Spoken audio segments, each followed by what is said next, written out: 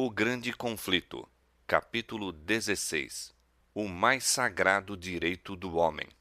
Os reformadores ingleses, conquanto renunciassem às doutrinas do romanismo, retiveram muitas de suas formas. Assim, posto que rejeitados a autoridade e o credo de Roma, não poucos de seus costumes e cerimônias foram incorporados ao culto da Igreja Anglicana.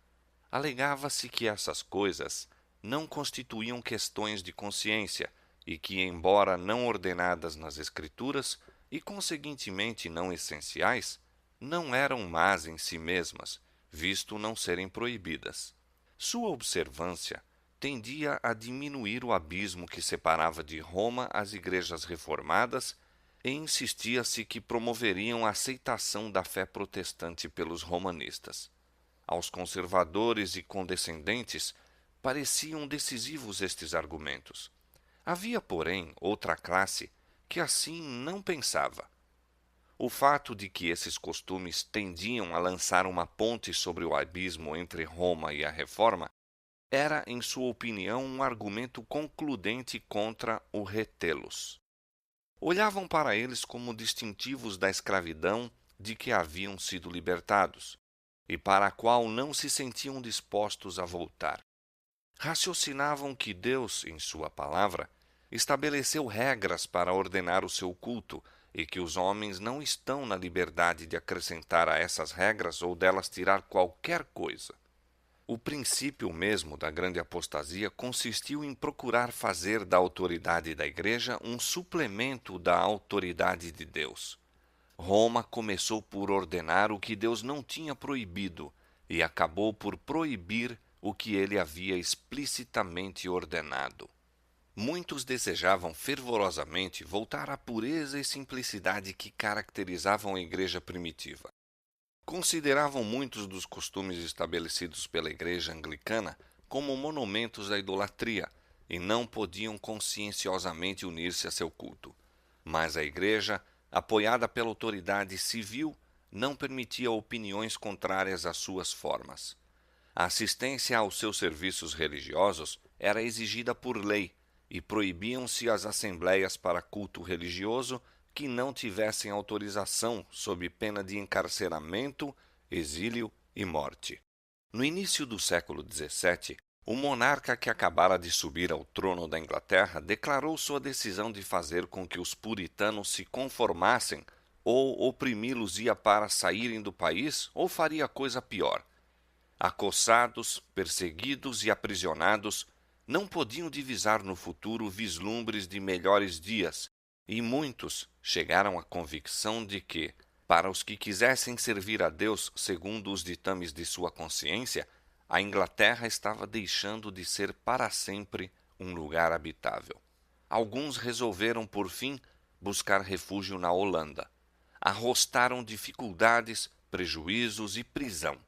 Seus intuitos foram contrariados, e eles entregues às mãos de seus inimigos. Mas a inabalável perseverança venceu finalmente, e encontraram abrigo nas praias amigas da República Holandesa. Em sua fuga, deixaram casas, bens e meios de vida. Eram estrangeiros em terra estranha, entre um povo de língua e costumes diferentes. Foram obrigados a recorrer a ocupações novas e a que não estavam afeitos, a fim de ganhar o pão. Homens de meia idade que haviam despendido a vida no cultivo do solo, tiveram agora de aprender ofícios mecânicos. Animosamente, porém, enfrentaram a situação e não perderam tempo em ociosidade ou murmurações, posto que muitas vezes, premidos pela pobreza, agradeciam a Deus as bênçãos que ainda lhes eram concedidas e encontravam alegria na tranquila comunhão espiritual.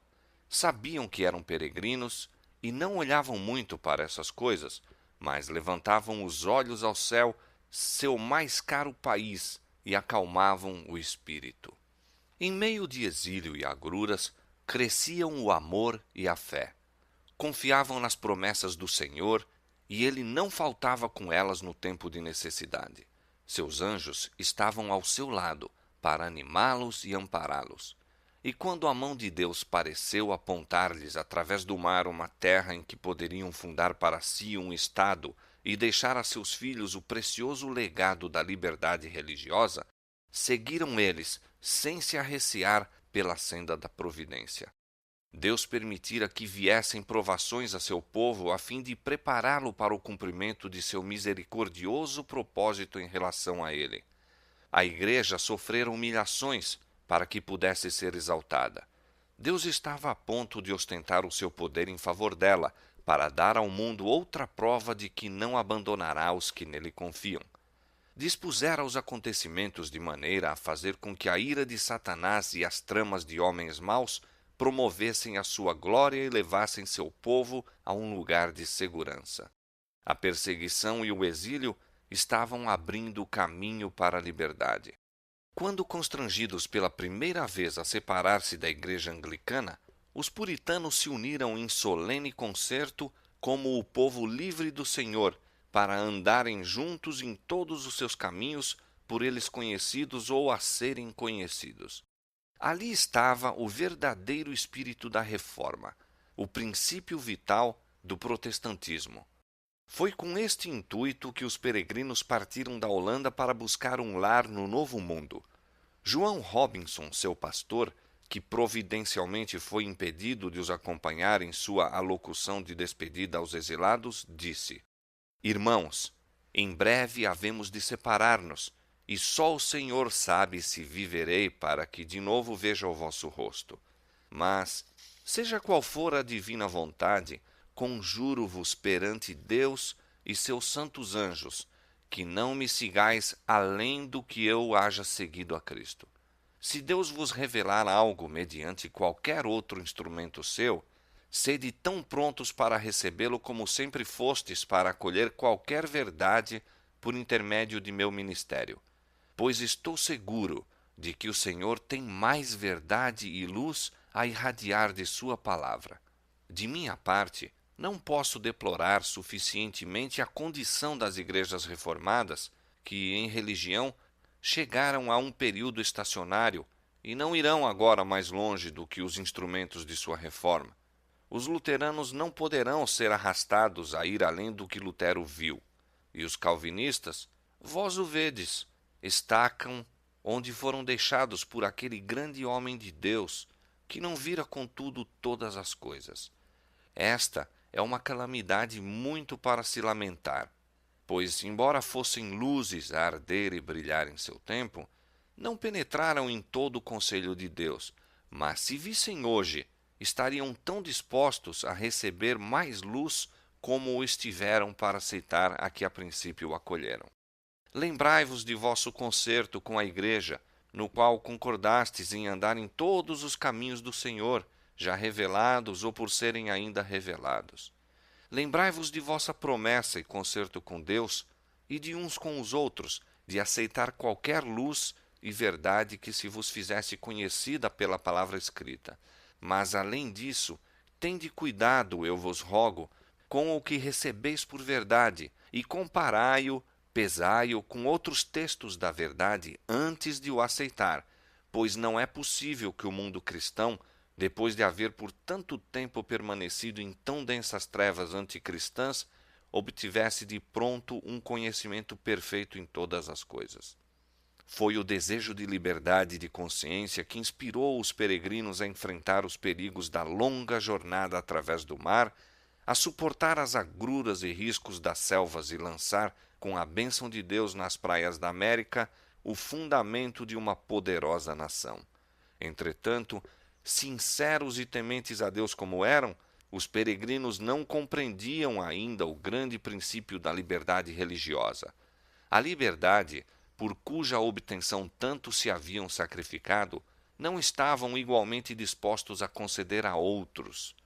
Muito poucos, mesmo dentre os mais eminentes pensadores e moralistas do século XVII, tinham exata concepção do grandioso princípio, emanado do Novo Testamento, que reconhece a Deus como único juiz da fé humana. A doutrina de que Deus confiara à Igreja o direito de reger a consciência e de definir e punir a heresia é um dos erros papais mais profundamente arraigados. Conquanto os reformadores rejeitassem o credo de Roma, não estavam inteiramente livres de seu espírito de intolerância. As densas trevas em que, através dos longos séculos de domínio, havia o papado envolvido a cristandade inteira, não tinham sido mesmo então completamente dissipadas. Disse um dos principais ministros da colônia da Baía de Massachusetts: foi a tolerância que tornou o mundo anticristão e a Igreja nunca sofreu dano com a punição dos hereges. Foi adotado pelos colonos o regulamento de que apenas membros da Igreja poderiam ter voz ativa no governo civil. Formou-se uma espécie de estado eclesiástico, exigindo-se de todo o povo que contribuísse para o sustento do clero, concedendo-se aos magistrados autorização para suprimir a heresia. Assim, o poder secular encontrava-se nas mãos da Igreja. Não levou muito tempo a que estas medidas tivessem o resultado inevitável, a perseguição. 11 anos depois do estabelecimento da primeira colônia, Rogério Williams veio ao Novo Mundo. Semelhantemente aos primeiros peregrinos, viera para gozar de liberdade religiosa, mas, divergindo deles, viu, o que tão poucos em seu tempo já haviam visto, que esta liberdade é direito inalienável de todos, seja qual for o credo professado. E era ele fervoroso inquiridor da verdade, sustentando, juntamente com Robinson, ser impossível que toda a luz da palavra de Deus já houvesse sido recebida. Williams foi a primeira pessoa da cristandade moderna a estabelecer o governo civil sobre a doutrina da liberdade de consciência, da igualdade de opiniões perante a lei. Declarou ser o dever do magistrado restringir o crime, mas nunca dominar a consciência.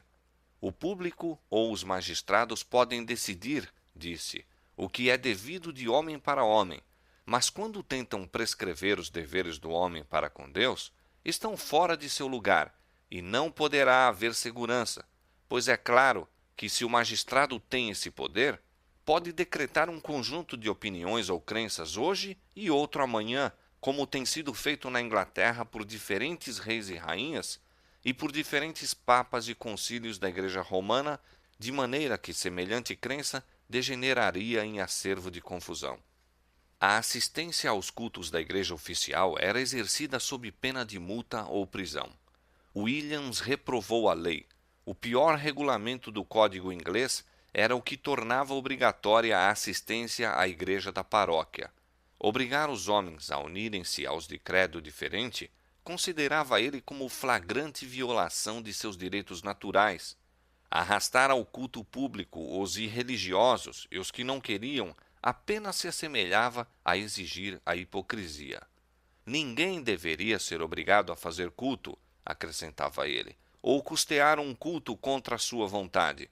Pois que, exclamavam seus antagonistas, aterrados com os seus dogmas, não é o obreiro digno de seu salário? Sim, replicou ele, dos que o assalariam. Rogério Williams era respeitado e amado como ministro fiel e homem de raros dons, de inflexível integridade e verdadeira benevolência. Contudo, sua inabalável negação do direito dos magistrados civis à autoridade sobre a Igreja e sua petição de liberdade religiosa não podiam ser toleradas. A aplicação desta nova doutrina, dizia-se insistentemente, subverteria o fundamento do Estado e do governo do país. Foi sentenciado a ser banido das colônias e, finalmente, para evitar a prisão, obrigado a fugir para a Floresta Virgem, debaixo do frio e das tempestades do inverno.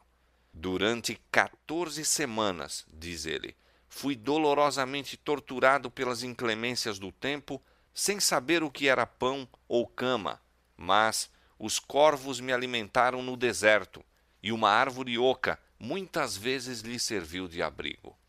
Assim continuou a penosa fuga através da neve e das ínvias florestas, até que encontrou refúgio numa tribo indígena, cuja confiança e afeição conquistara enquanto se esforçava por lhes ensinar as verdades do Evangelho. Tomando finalmente, depois de meses de vicissitudes e vagueações, rumo às praias da Baía de Narragansett, lançou ali os fundamentos do primeiro Estado dos tempos modernos, que, no mais amplo sentido, reconheceu o direito da liberdade religiosa. O princípio fundamental da colônia de Rogério Williams era que todo homem teria liberdade para adorar a Deus segundo os ditames de sua própria consciência. Seu pequeno estado, Rhode Island, tornou-se o refúgio dos oprimidos e cresceu e prosperou até que seus princípios básicos, a liberdade civil e religiosa, se tornaram as pedras angulares da República Americana. No grandioso e antigo documento que aqueles homens estabeleceram como a Carta de seus Direitos, a Declaração de Independência, afirmavam: consideramos como verdade evidente que todas as pessoas foram criadas iguais, que foram dotadas por seu Criador de certos direitos inalienáveis, encontrando-se entre estes a vida, a liberdade e a busca da felicidade. E a Constituição garante, nos termos mais explícitos, a inviolabilidade da consciência. Nenhum requisito religioso jamais se exigirá como qualificação para qualquer cargo de confiança pública nos Estados Unidos. O Congresso não fará nenhuma lei que estabeleça uma religião ou proíba seu livre exercício. Os elaboradores da Constituição reconheceram o eterno princípio de que a relação do homem para com o seu Deus está acima de legislação humana e de que seus direitos de consciência são inalienáveis. Não foi necessário o raciocínio para estabelecer esta verdade. Temos consciência dela em nosso próprio íntimo. É essa consciência que, em desafio às leis humanas, tem sustentado tantos mártires nas torturas e nas chamas. Sentiam que seu dever para com Deus era superior às ordenanças humanas e que nenhum homem poderia exercer autoridade sobre sua consciência. É um princípio inato que nada pode desarraigar. Espalhando-se pelos países da Europa a notícia de uma terra onde todo homem gozava o fruto de seu próprio trabalho, obedecendo às convicções de sua consciência, milhares se concentraram nas praias do Novo Mundo. Multiplicaram-se rapidamente as colônias. Massachusetts, em virtude de lei especial, estendia cordiais boas-vindas e auxílio à expensa pública aos cristãos de qualquer nacionalidade que fugissem através do Atlântico para escaparem de guerras ou fome ou da opressão de seus perseguidores. Assim, os fugitivos e opressos pela lei se faziam hóspedes na comunidade pública. 20 anos depois do primeiro embarque de Plymouth, outros tantos milhares de peregrinos se tinham estabelecido na Nova Inglaterra. A fim de assegurarem o objetivo que procuravam, contentavam-se com ganhar parca subsistência por uma vida de frugalidade e labuta. Nada pediam do solo, senão o razoável produto de seu próprio labor. Nenhuma visão dourada projetava falsa luz sobre seu caminho. Estavam contentes com o progresso vagaroso, mas firme de sua política social. Suportavam pacientemente as privações do sertão, regando a árvore da liberdade com lágrimas e com o suor de seu rosto até deitar ela profundas raízes na terra. A Escritura Sagrada era tida como fundamento da fé, a fonte da sabedoria e a carta da liberdade. Seus princípios eram diligentemente ensinados no lar, na escola e na igreja, e seus frutos se faziam manifestos na economia, inteligência, pureza e temperança. Poderia alguém morar durante anos nas colônias dos puritanos e não ver um ébrio, nem ouvir uma imprecação ou encontrar um mendigo. Estava demonstrado que os princípios da Bíblia constituem a mais segura salvaguarda da grandeza nacional. As fracas e isoladas colônias desenvolveram-se em confederação de poderosos estados, e o mundo notava com admiração a paz e prosperidade de uma igreja sem papa e um estado sem rei. Mas as praias da América atraíam um número de imigrantes sempre maior, em que atuavam motivos grandemente diversos dos que nortearam os primeiros peregrinos. Conquanto a fé e a pureza primitiva exercessem ampla e moderadora influência, veio a tornar-se cada vez menor ao aumentar o número dos que buscavam unicamente vantagens seculares. O regulamento adotado pelos primeiros colonos, permitindo apenas a membros da Igreja votar ou ocupar cargos no governo civil, teve os mais perniciosos resultados. Esta medida fora aceita como meio para preservar a pureza do Estado, mas resultou na corrupção da Igreja. Estipulando-se professar religião como condição para o sufrágio e para o exercício de cargos públicos, muitos, influenciados apenas por motivos de conveniência mundana, uniram-se à Igreja sem mudança de coração. Assim, as igrejas vieram a compor-se, em considerável proporção, de pessoas não convertidas, e mesmo no ministério havia os que não somente mantinham erros de doutrinas, mas que eram ignorantes acerca do poder renovador do Espírito Santo. Assim, novamente se demonstraram os maus resultados, tantas vezes testemunhados na história da Igreja, desde os dias de Constantino até ao presente, de procurar edificar a Igreja com o auxílio do Estado, apelando para o poder temporal em apoio do Evangelho daquele que declarou: "Meu reino não é deste mundo". A união da Igreja com o Estado, não importa quão fraca possa ser, conquanto pareça levar o mundo mais perto da Igreja, não leva, em realidade, senão a Igreja mais perto do mundo. O grande princípio, tão nobremente advogado por Robinson e Rogério Williams, de que a verdade é progressiva, de que os cristãos devem estar prontos para aceitar toda a luz que resplandecer da santa palavra de Deus, foi perdido de vista por seus descendentes. As igrejas protestantes da América, assim como as da Europa, tão altamente favorecidas pelo recebimento das bênçãos da Reforma, deixaram de prosseguir na senda que se havia traçado. Posto que de tempos em tempos surgissem alguns homens fiéis, a fim de proclamar novas verdades e denunciar erros longamente acariciados, a maioria, como os judeus do tempo de Cristo ou os romanistas do tempo de Lutero, contentavam-se em crer como creram seus pais e viver como eles viveram. Portanto, a Igreja degenerou novamente em formalismo, e erros e superstições que houvesse Igreja continuado a andar à luz da palavra de Deus teriam sido repudiados, foram acalentados e retidos. Desta arte, o espírito que fora inspirado pela Reforma foi gradualmente arrefecendo até haver quase tão grande necessidade de reforma nas igrejas protestantes como na Igreja Romana ao tempo de Lutero. Havia o mesmo mundanismo e apatia espiritual, idêntica reverência às opiniões de homens e substituição dos ensinos da palavra de Deus pelas teorias humanas. A ampla circulação da Escritura Sagrada nos princípios do século XIX e a grande luz assim derramada sobre o mundo não foram seguidas de um correspondente progresso no conhecimento da verdade revelada e na piedade prática. Satanás não pôde, como nos séculos anteriores, privar o povo da palavra de Deus. Esta foi posta ao alcance de todos, com o intuito, porém, de ainda cumprir seu objetivo, levou muitos a tê-la em pouca conta.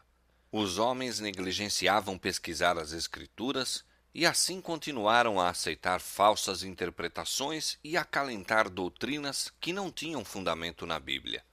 Vendo o malogro de seus esforços em aniquilar a verdade pela perseguição, Satanás de novo recorreu ao plano de condescendência, que deu como resultado a grande apostasia e a formação da Igreja de Roma. Induziu os cristãos a se aliarem não com os pagãos, mas com os que, por seu apego às coisas deste mundo, tinham demonstrado ser tão verdadeiramente idólatras como eram os adoradores de imagens de escultura. E os resultados desta união não foram menos perniciosos então do que nos séculos anteriores. O orgulho e a extravagância eram acoroçoados sob o disfarce de religião e as igrejas se tornaram corruptas.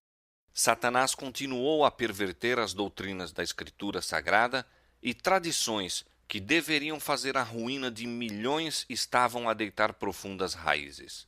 A Igreja mantinha e defendia essas tradições em vez de contender pela fé que uma vez foi dada aos santos. Assim, se degradaram os princípios por que os reformadores tanto haviam realizado e sofrido.